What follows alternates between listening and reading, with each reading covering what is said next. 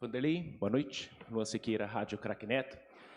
Primeiro, eu queria te perguntar sobre esse jogo contra o Palmeiras, né? Um primeiro tempo onde o Palmeiras teve mais posse de bola e o Corinthians teve a chance ali daquela primeira etapa nos pés do Maicon, né? E depois do segundo tempo onde o Corinthians começou ali um pouco mais à frente para cima do Palmeiras e depois teve uma chance também clara nos pés do Breno Lopes da equipe alviverde. Como é que você analisa esse primeiro tempo? E também, se me permite uma segunda pergunta sobre o Renato Augusto, né? A torcida ficou com um ponto de interrogação. Por que o Renato Augusto não estava hoje, Vanderlei? Pô, ficou sem pergunta para os outros, hein? A do Neto é fogo. Bom, um jogo clássico. Primeiro que é clássico, né? É um derby, né? Então é um jogo disputado. Aí você falou que tiveram mais posse de bola, né? Mas o problema deles, eles vão ter posse de bola, que eles tinham um time muito bem treinado. Não foi campeão porque surgiu do nada, porque eles têm um time de bons jogadores, mas a gente sabia sempre que a bola final, onde é que ela ia. Então os zagueiros atuaram muito bem, porque a bola final, eles querem abrir a área e chegar o jogador por dentro, e a bola chegando por fora. E nós tínhamos o posicionamento dos zagueiros muito bem posicionados, né? Então é normal. E nós sabíamos que poderíamos matar o jogo, teve a bola no primeiro tempo. Eu acho, me perdoe dizer o seguinte, eu gosto de ser bem coerente, às vezes não, porque a discussão, cara, foi falta no Juan. Ontem o Botafogo reclamou de uma situação de falta de ataque e terminou num gol. Falta é falta. Não existe uma outra regra de futebol. Falta é falta. Não existe a falta que eu acho que é o que não é. Falta é falta no jogo, né? Então, aí... mas também... Ele não deu só aquela, não deixou dar aquela no Juan, deixou de dar algumas faltas dentro do jogo que existiram, porque é a maneira dele tentar. O Rafael também, Cláudio, é a mesma coisa. Não sei se é uma ordem da CBF para deixar o jogo, ter mais jogo, mais tempo de jogo, então ele deixa as faltas que eles acham que deixa seguir. Eu acho que falta é falta, o que não é falta não é falta, e coibir a violência são os árbitros dentro do campo que vão coibir as faltas mais violentas, eles têm que dar a rigidez que merece, né? Eu acho que foi um clássico igual, né? E o Corinthians entrou no clássico externamente já perdendo. E você não entra com o Corinthians perdendo, você entra com o Corinthians sempre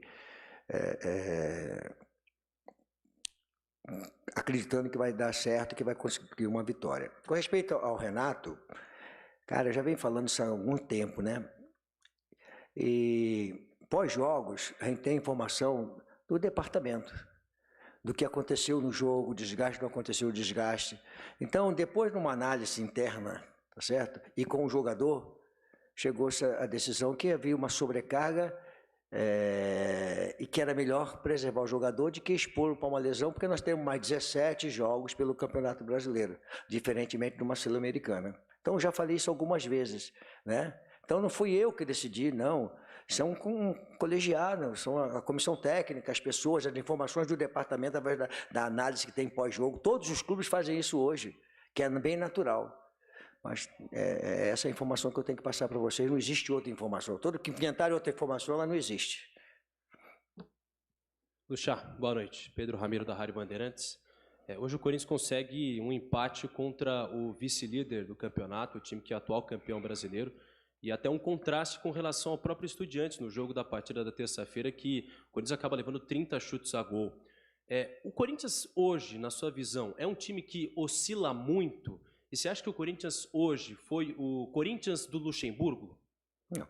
Corinthians é do Corinthians. Para jogar no Corinthians, não adianta você achar que tem um time tema técnico que vai... Não, tem que ter primeiro, acima de tudo, a história do clube carregando para dentro do campo. O Corinthians não aceita jogador que não se dedique, que não se empenhe. É diferente. Aqui no Corinthians é diferente. E num clássico, Corinthians e Palmeiras, você não perde o jogo porque o outro está melhor. Essa é a história do clássico, Corinthians e Palmeiras, do derby. Então, todo mundo achava, não, o Corinthians vai entrar dentro do jogo e fazer o que fizeram. Eu posso falar assim bem claro, nós não jogamos nada contra os Estudiantes e passamos, não jogamos nada, tá certo? Mas a trave estava do nosso lado. Nós temos alguma culpa da trave estar do nosso lado, nós temos passado? Nós passamos. Entendeu? Então, chutaram 30 bolas no gol. Pô, a trave estava lá em algumas delas para nós. E aí? Tem alguma coisa que diz que é proibido acontecer isso no futebol? Agora, nós não jogamos absolutamente nada. no jogo contra o... Não jogamos nada contra o São Paulo no primeiro tempo, jogamos no segundo tempo. Então deixamos de fazer alguma coisa. Então você pega algumas coisas que você tem referências do jogo. Contra o Flamengo, contra o Atlético Mineiro lá em Minas, contra o Atlético Mineiro aqui, algumas coisas que você vai... Mas é um time que nós estamos aí ainda ajustando, muitas coisas acontecendo. Então eu fiquei satisfeito pela maneira como eles entenderam hoje o que é ser o Corinthians, que é jogar no Corinthians. E jogar um clássico onde não existe o favorito, a não ser teoricamente em função do momento de um clube ou momento do outro, mas dentro do campo não existe favoritismo. Vanderlei aqui, boa noite, tudo bem? Me pareceu um Corinthians um tanto quanto sem criatividade, e o seu jogador, a cabeça pensante, seu melhor jogador, o seu cara mais criador estava na numerada. Estava assistindo o jogo de fora. E houve aquele problema, ele foi um pivô ali daquela divergência sua e do Maziotti antes do Goiás. Ele entra 21 minutos contra o Goiás, fica no Estudiantes em campo, mas claramente ali sem conseguir jogar o jogo dele, e hoje o torcedor vem para o estádio, está assistindo pela TV e o seu melhor jogador não está no campo. Queria saber, depois desses dias todos, não ter esse jogador, o seu principal jogador, num derby dentro de casa, se houve, assim, olhando para trás, algum erro de alguém, ou se foi simplesmente ou seu, ou do Bruno, ou do Renato, ou de todo mundo de maneira geral. Que análise que você faz para que o Renato, num jogo tão grande, não esteja em campo hoje? Obrigado. Camarada, é complicado, né? Deixa eu te responder com um pouco de paciência que permite, né? Quem disse que eu estou sem falar com o Bruno Maziotti ou que eu tenho algum problema com o Bruno Maziotti? Quem falou para você? Quem disse isso? Alguém falou isso? Então, você falou na entrevista passada, que você esqueceu. Então, quer dizer, tem algum problema? Não, pergunta o Maziotti, não tem problema. Agora nós estamos internamente discutindo tudo que é do Corinthians. Qual o problema de você discutir tudo que é do Corinthians? Qual o problema hoje de você entender, não só no Corinthians, os outros clubes também fazem dessa forma, entender que a exposição, através de análise, que lá o Renato não podia entrar dentro do campo. Que culpa que você quer colocar para alguém? Não existe culpa para ninguém. Acho que a nossa atuação ela foi inteligente de nós termos mais tantos jogos pela frente e preservar um jogador, elenco. Então, quer dizer, buscar alguma coisa, crucificar ou crucificar fulano, ou Beltano, ou departamento desse, ou departamento daquilo, porque o Renato ficou fora, não é um pouco demais, cara? Acho que a gente tem um pouco de discernimento, de entendimento, de procurar as coisas com coerência, para poder buscar uma razão, lógica. Eu não tenho nenhum problema com o Bruno, a discussão interna ela existe, não tem um conteúdo, é discussão de trabalho, tá certo? Então, quer dizer, é como se no Corinthians fosse proibido ter alguma coisa que é isso, aquilo, outro, e vão matar quem? Não tem que matar ninguém. O Renato estava na arquibancada, eu gostaria, você gostaria, a torcida do Corinthians gostaria, todos nós gostaríamos, mas infelizmente não deu, porque nós, a coisa toda, o Renato em consenso, entendeu que ele foi para jogar contra o Estudiante, foi contra o Goiás, tudo aquela necessidade ali, tá certo? De preservá-lo, de fazer aquilo, de fazer tudo, no momento certo, ele calhou de hoje não ter que jogar, cara, e aí? Quem é que vai morrer hoje? Ninguém, cara. Foi tudo um trabalho interno de comissão técnica de Corinthians, pelos departamentos que ele colocou à disposição de nós e os profissionais de capacidade que tem lá. Vanderlei, boa noite. Marco Belo, Rádio Transamérica. Vanderlei, a pressão sempre existe sobre o treinador. Acho que desde que você começou na carreira, você sofre com isso. Mas a pressão, especificamente agora, aumentou demais depois da partida contra o Estudiantes, que você já citou, e depois da coletiva, que muita gente entendeu que a entrevista coletiva não definiu o que foi o jogo. Uma coisa foi o jogo, a outra coletiva.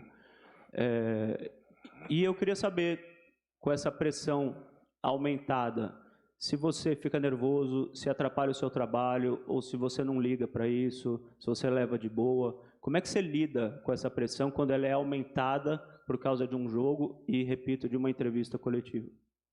Cara, nada, com tanto tempo de janela, né? Cara, dentro de um campeonato brasileiro, dentro da nossa cultura, quem é que nós vamos execrar a cada clássico, ou a cada derrota, ou a cada... Quem é que vai ser execrado? Que treinador que vai sair? Quem é que vai ser a bola da vez? É assim no futebol brasileiro, ou não é no futebol brasileiro, é assim? Então, a bola da vez foi quem? Tá certo? Agora, só um comentário. Aonde vocês viram a minha palestra, tá certo? Em que eu defini que o Renato seria um centroavante. Em momento algum, eu defini lá atrás que o Renato seria um centroavante. Quem viu minha palestra, eu jogaria com 2 caras de lado e 4 no meio, com 2 meias mais por dentro ali, porque eu sabia que eles iam jogar por dentro. Onde é que eu defini o Renato como um falso centroavante? Em momento algum da minha palestra, com os jogadores. Você pode perguntar para os jogadores. Então, em momento algum, mas foi analisado como se eu tivesse definido que o Renato ia ser um falso centroavante. No jogo aqui, tá certo? Eu fiz uma situação dessa, porque tinha um complemento. Lá eu não fiz nada disso, do que as pessoas falaram. Mas, cara, nós não jogamos nada. Tomamos um gol com 54 segundos de jogo. Que estratégia que dá certo com 54 de jogo, você tomar segundo de jogo, você tomar um gol? Tá, aí você vai falar assim, cara, contra São Paulo eu falei o seguinte... Se nós tivéssemos perdido de 1-0 no primeiro tempo, seria um emocional diferente. Onde é que eu falei que eu queria perder de 1-0? Quem é que entra em campo para perder jogo? Ninguém entra. Mas se nós tivéssemos perdido para o São Paulo de 1-0, não era um jogo que talvez pudesse ser diferente, como foi lá? O segundo tempo? Que eles tinham assim, se o Corinthians fizer um gol, acabou para nós. A gente tem que sair, mas já não, com a intensidade que foi. Então, cara, as entrevistas acontecem, as análises externas é que vem a pressão todinha. Quem é que vai ser crucificado por alguma coisa que aconteceu dentro do jogo? Vai ser quem? Quem é que vai ser mandado embora? Quem é que vai tomar pancada? Quem é que vai ser... foi o jogador que falhou, foi o outro que não sei o quê. É assim o futebol brasileiro, não vai mudar muito, cara. Eu não vou conseguir mudar. Luxemburgo aqui, boa noite, Guilherme Pradella da Rádio CBN. Eu queria falar do sistema defensivo e do sistema ofensivo. Do defensivo, de um jogador especificamente, mas aí não é para generalizar em cima dele, mas a gente viu que o Lucas Veríssimo hoje teve uma partida muito boa e parece que entra na vaga do Murilo, que era titular, e parece que está dando conta do recado. Queria que você fizesse uma análise sobre o desempenho do Lucas Veríssimo num clássico, que sempre é um nível de atuação mais complicado. E sobre o sistema ofensivo, e aí não quero individualizar no nome de um jogador, mas o Corinthians, desde aquele jogo contra o Coritiba, se não me engano, teve 6 partidas e marcou 2 gols. Você está tendo que tipo de dificuldades para fazer o time marcar mais gols? É verdade que teve 2 jogos de mata-mata, que também é um tipo de jogo diferente, mas ofensivamente, que soluções você está buscando para o time voltar a fazer gols? Camarada, toda vez que eu estou chegando aqui numa coletiva, está sempre faltando alguma coisa para o Corinthians. Se nós tivesse não faltando alguma coisa, nós estaríamos liderando a competição, seria diferente. Não é verdade? Então, cara, está sempre faltando alguma coisa. O Lucas, eu já disse o seguinte, quando saiu a venda do Murilo, eu falei que nós tínhamos 5 bons zagueiros. Com a saída do Murilo, nós ficamos com 4 bons zagueiros. Eu nunca descartei a contratação do Lucas Veríssimo como uma contratação muito boa para o Corinthians. Até porque são jovens que poderiam aparecer proposta, não, o Corinthians se preparou e apareceu a proposta do Murilo e foi embora. E nós temos o Lucas Veríssimo, e temos o Caetano, que é muito bom jogador. E temos o Bruno, quando não joga lateral, joga por dentro, é muito bom jogador. Hoje eu queria enaltecer o Yuri. Se o Yuri fizer isso todos os jogos, tá certo? A bola daqui a pouco vai começar a entrar. Mas o torcedor corintiano quer ver o que ele fez hoje. Sustentou bola, sustentou porrada, dividiu, lutou, tá certo? O L oscilou com boas jogadas, de repente não boas jogadas. Então, cara, nós estamos buscando, nós não estamos parados em busca, tá certo? Então, pegando a sua pergunta, lá atrás, quando nós estávamos tomando porrada, tá certo? A nossa defesa não prestava. O Gil foi achincalhado dentro de um hotel, aí era a defesa. Agora é o ataque. Então, cara, tem sempre alguma coisa negativa. Mas eu estou bem acostumado com isso aí, vou entender sempre as perguntas como elas fazem parte de um processo. Se nós tivéssemos um time totalmente redondo, a gente estava liderando a competição. Luciano, aqui, tudo bem? Vinícius Lúcio, central do Timão. Agora vai ter a parada da data FIFA, né? Tem bastante coisa para ajustar no time. Como que vai ser essa sequência de treinos na sua avaliação? Vai ser muito bom, né? Uma pena que a gente vai perder alguns jogadores para as seleções, né? Isso é uma coisa, né, que acontece hoje naturalmente, né? Bons jogadores de outros países da América do Sul aqui vão para disputar a eliminatória, então deixa aqui no momento em que você pode estruturar o equipe uma sequência, né? E agora acabou de ser parabéns para ele, né? O Gabriel, né? Gabriel Moscardo acabou de ser convocado, quer dizer, então aquilo que eu ia... o Marco já tomou o cartão, quer dizer, nós vamos dar 2 dias e meio para os jogadores ficarem em casa, eles voltam quarta-feira, porque estão há muito tempo viajando, em concentração e cabeça e uma série de coisas. Então fica em casa um pouco, perturbar um pouco a família, os garotos, as crianças perturbarem um pouquinho eles. E vamos preparar o time. É ruim só porque a gente vai poder se tivesse todo mundo aqui, com certeza a gente prepararia bem melhor a equipe, porque dá você fazer. Mas vamos trabalhar bem, recuperar principalmente a parte física, né? Porque um desgaste emocional é a parte física, né? aqui, Luiz Fabiani da Itatiaia, tudo bom? Tudo bem. Mais recentemente, num clássico contra o São Paulo, também pelo Campeonato Brasileiro, que empatou em 1-1, ainda no começo do seu trabalho, você exaltou muito na entrevista coletiva o fato do Corinthians não ter sido derrotado, que a prioridade naquele momento era o Corinthians não ter sido derrotado. Eu queria saber se esse tipo de mentalidade também serviu para a preparação para esse jogo contra o Palmeiras. Pensar primeiro em não perder para depois começar a pensar na possibilidade de vitória. Não, é isso que eu tô falando. Como é que eu vou fazer uma palestra para o jogador para não perder no Corinthians? Não existe, cara. Não existe. Tem coisas que elas são externas e não tem nada a ver com a gente. Você não acompanha o que a gente faz na palestra, o que a gente fala para o jogador. Então, como é que eu vou chegar, rapaziada, vamos entrar em campo para não perder hoje? Tá certo? É complicado, né? E você fazer isso aqui. Até porque o Corinthians não permite dessa forma. Cara, hoje, especificamente, né? Eu tenho que dar os parabéns aos jogadores porque nós entramos no jogo como azarão.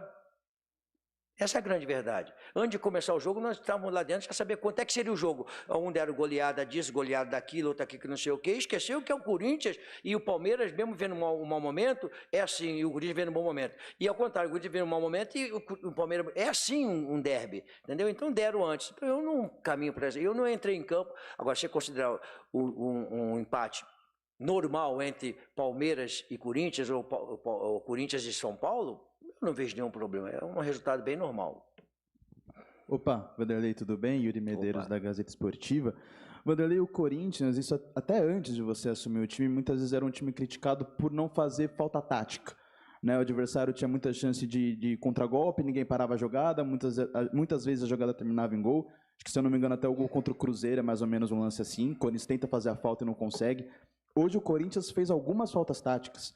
A expulsão do Maicon, o Veríssimo, logo depois no Hendrick também, e no decorrer do jogo também, contra o Palmeiras, que é um time que tem um contragolpe muito forte. Você considera positivo isso, essa atitude do Corinthians e às vezes do jogador até tomar um cartão, mas por um bem maior, por evitar um contragolpe do adversário? Como que você analisou esse aspecto do jogo? Obrigado. A falta é uma situação, ela existe dentro do jogo de futebol, não é permitido não fazer falta, e a falta tática existe. Nós já pegamos alguns jogos que eles fazem rodízio de falta.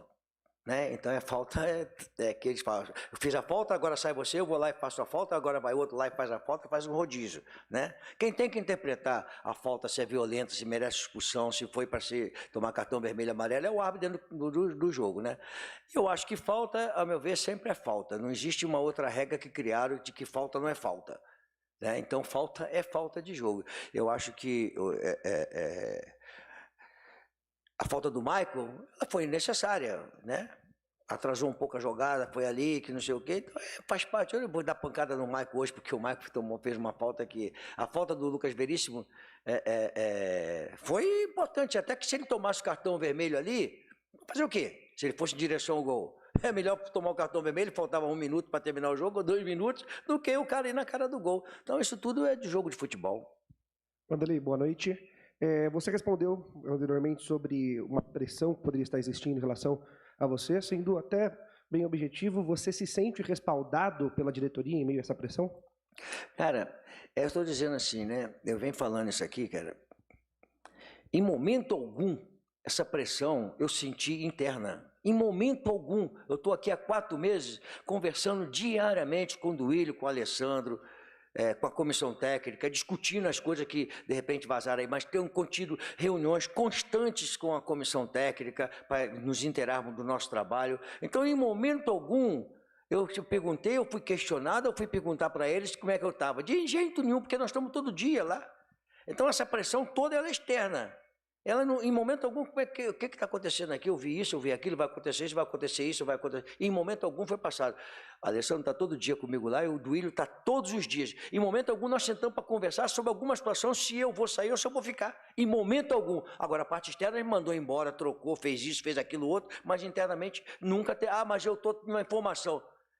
Uma informação que saiu agora, o ambiente é ruim com luxo. Caralho, cara, desculpa falar um palavrãozinho, saiu até meio que faz parte do que eu estava lá. Cara, vocês não estão lá no dia a dia para saber como é que é a minha relação com os jogadores. Você não tem noção de que eu não tenho nenhum problema com atleta nenhum. Nenhum. Relação de amistosa. com os mais velhos, com os mais novos nos respeitam como se fossem meus filhos, meus netos, e o mais velho nós temos uma situação. Cara, não existe nada disso, o cara não tem informação que o ambiente é ruim, mas o cara não vai lá. Até porque hoje a imprensa nem vai no treinamento, porque ele não está... Cara, o cara não vai. Fulano falou, mas tem um fulano que interessa falar uma coisa que não vai somar nada e outros que querem falar algumas outras coisas. Mas eu tenho informação de nada. A informação é aquela que existe mesmo. Então sai uma porção de informação furada. Eu, em momento algum, internamente, na relação nossa interna, com os jogadores, não teve desgaste, não teve pancadaria, não teve nada. Até porque quer te digo legal, eu estou aprendendo muito com esses jovens jogadores que estão chegando agora, que é todo um processo totalmente diferente daquilo que eu estava acostumado com outros jogadores de um tempo atrás. Eu tenho aprendido com ele como aprendi com as minhas netas, diferente das minhas filhas, cara. Então a relação é muito boa entre nós. Então em momento algum me sentia ameaçado e, estou desconfiado, estou assim, que não sei o quê. Zero. Luxemburgo, você que está nesse negócio há tanto tempo, né, chamado futebol, talvez desde quando nasceu, a intolerância com o treinador sempre existiu, ainda mais aqui no Brasil. Mas você acha que aumentou nos últimos tempos? Aumentou muito, cara. É um negócio impressionante. A cada rodada, se você é um jogo decisivo, o que você fez, o que você não fez, o que você devia fazer. Então agora já está prestigiado, não sei o quê, é burro, aí vai que não sei o quê. Cara, é um negócio hoje, é uma pressão. Quem é que vai ser mandado embora numa rodada do Campeonato Brasileiro? Vamos ser coerentes.